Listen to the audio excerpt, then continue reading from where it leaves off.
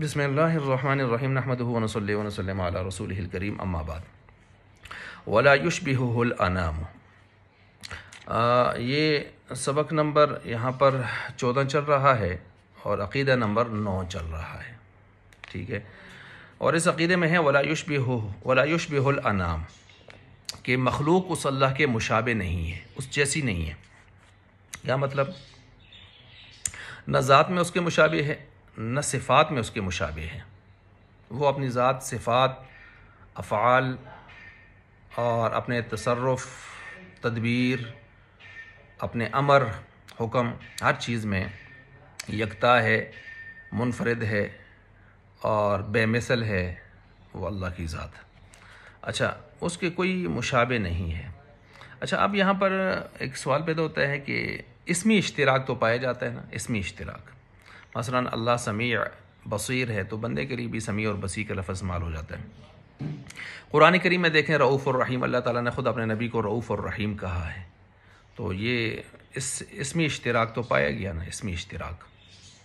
تو اس کا جواب یہ ہے کہ بھائی بے شک ظاہری طور پر اسمی اشتراک پایا گیا ہے، لیکن حقیقت میں بہت بڑا فرق ہے۔ مثلا اللہ تعالیٰ سمیع ہیں، بصیر ہیں، رؤوف ہیں، رحیم ہیں اپنے ذاتی صفات کے ساتھ، یعنی اللہ کو یہ صفتیں کسی نے عطا نہیں کی، اللہ کی ذاتی صفات ہیں۔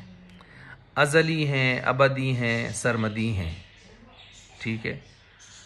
لامحدود ہیں، پائیدار ہیں اور من حیث الخالق ہیں۔ اب بندوں کی طرف جائیں، بندہ اگر رؤوف الرحیم ہے یا سمیع ہے، بصیر ہے تو عطائی اعتبار سے ہے، ذاتی اعتبار سے نہیں۔ اللہ نے یہ صفتیں اس کو عطا کی ہیں۔ عارضی اعتبار سے ہے، کچھ عرصہ تک رہے گا، یہ پھر یہ ختم ہو جائے گا۔ زوال پذیر ہیں، یعنی یہ صفت، یہ موصوف ایک زوال پذیر ہوگا۔ اچھا، اسی طرح جو ہے ازلی ابدی نہیں ہے، ٹھیک ہے، فانی ہیں، عارضی ہیں، وقتی ہیں۔ من حیث الخالق ہے اللہ، اور یہ ہے من حیث المخلوق۔ اسی طرح بندہ ممکن الوجود کے طور پر سمیع بصیر ہے، رؤوف رحیم ہے، اور اللہ تعالیٰ واجب الوجود کے طور پر ہیں۔ اللہ کا وجود واجب ہے، وہ ہر حال میں ہے، اس کا ہونا ضروری ہے، اور بندے کا وجود ممکن الوجود ہے، ہو نہ ہو کائنات پر کوئی فرق نہیں پڑتا۔ لیس کمثلہ شیء، نہیں ہے اس کی مثل کوئی بھی، ٹھیک ہے۔ وَلَهُ الْمَثَلُ الْأَعْلَىٰ فِي السَّمَاوَاتِ وَالْأَرْضِ، زمین و آسمانوں میں اپنی مثال آپ ہے۔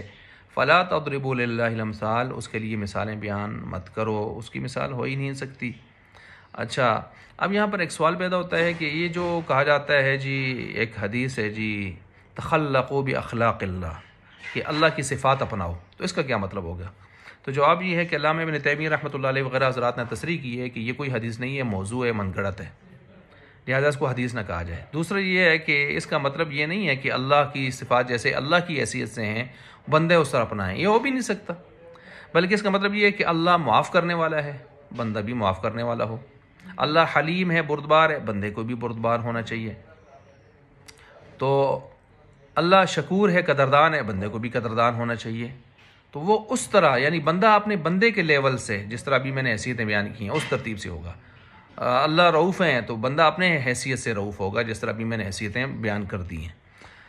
اچھا، دوسری بات یہ ہے کہ جس طرح کہ اس میں الفقہ الاکبر کے اندر یہ بات کہی گئی ہے، یعلم لا کا علمنا، جانتا ہے وہ اللہ، لا کا علمنا، ایسا نہیں جیسے ہم جانتے ہیں، ہم بھی جانتے ہیں لیکن ہمارا جاننا اور حیثیت سے ہے، اللہ اس کا جاننا خالق کی حیثیت سے ہے اور اپنی خاص صفات اور خاص حیثیتوں سے ہے، جو میں بھی بیان کر چکا۔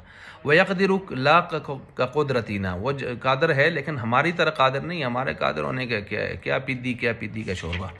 وَيَرَى لَا كَرُؤْيَتِنَا، وہ دیکھتا ہے لیکن ہمارے دیکھنے کی طرح نہیں، ہمارا کیا دیکھنا ہے۔ وَيَسْمَعُ لَا كَسَمْعِنَا، وہ سنتا ہے لیکن ہماری طرح سننا نہیں ہے، اس کا سننا اپنا سننا ہے۔ اچھا، اسی طرح اسحاق بن راہویہ رحمۃ اللہ علیہ فرماتے ہیں، جس نے اللہ تعالیٰ کی کوئی صفت بیان کی پھر اس صفات کی مخلوق کی صفات کے ساتھ تشبیہ دی تو اس نے کفر کیا۔ تو ظاہر بات ہے اللہ ہے، اس کے ساتھ کسی کی صفت مثال نہیں دی جا سکتی۔ یہ جو لوگ کہتے ہیں جی ولیوں کو ہم اس لیے پکڑتے ہیں کہ آپ جج کے پاس جاتے ہیں تو آپ کو وکیل پکڑنا پڑتا ہے، آپ ڈی سی صاحب کے پاس جاتے ہیں چپراسی پکڑنا پڑتا ہے، آپ چھت پر چڑھتے ہیں تو آپ کو سیڑھی لینی پڑتی ہے، یہ جاہلوں جیسی گفتگو ہے۔ ان بیچاروں کو اللہ پاک ہم سب کو ہدایت نصیب فرمائے۔ تو اس طرح کی گفتگو نہیں کرنی چاہیے۔ اچھا، انام کا لفظ آیا ہے یہاں پر، ولا یشبہ الانام۔ انام صرف انسانوں کو یا جنات کو ہی نہیں کہتے، انام کائنات کی ہر مخلوق کو کہا جاتا ہے، ذی روح ہو، جو بھی جو ساری اس کے اندر، یعنی ذی روح ہو کہ غیر ذی روح ہو، ساری مخلوق اس کے اندر آ جاتی ہے، کل مخلوق، ذی روح غیر ذی روح، عقلمند غیر عقلمند، سب اس میں آ جاتی ہے۔ قرآن کریم کی آیت بھی اس پر شاہد ہے، والارض وضعها للانام، یعنی زمین کو اللہ تعالیٰ نے بچھایا واسطے کس کے؟ انام کے۔ تو انام سے مراد صرف انسان، جنات، فرشتے یہ نہیں تھے، ساری مخلوق تھی، سب کے لیے اللہ تعالیٰ نے بچھا دیا۔ تو یہ بہرحال یہ عقیدہ نمبر 9 میں نے آپ کے سامنے بیان کر دیا ہے۔